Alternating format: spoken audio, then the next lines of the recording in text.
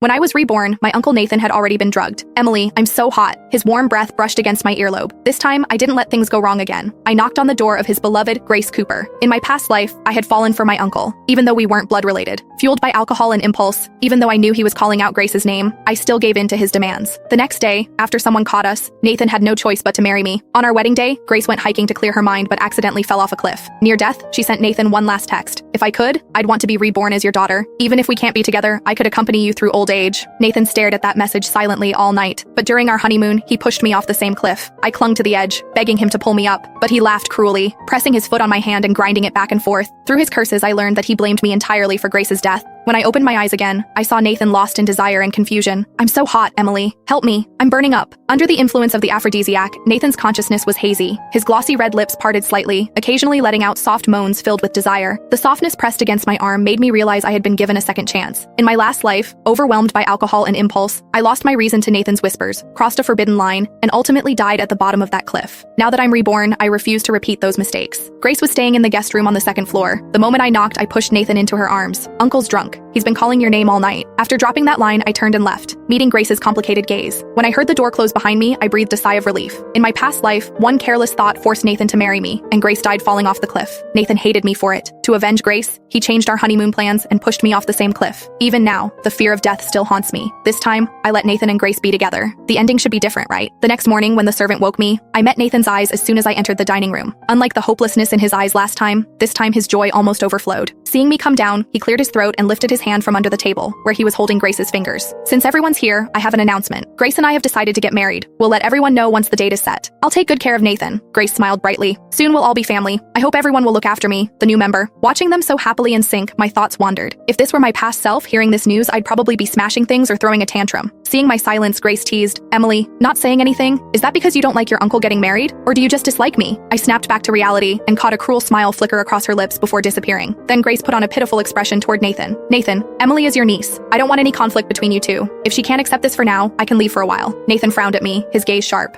Grace is your aunt now. If I see you making a sour face at her again, don't blame me for being harsh. Got it? This time I didn't want to get involved between them anymore, but they wouldn't let me be. I barely had an appetite and now it was completely gone. I casually replied, got it, and turned to leave.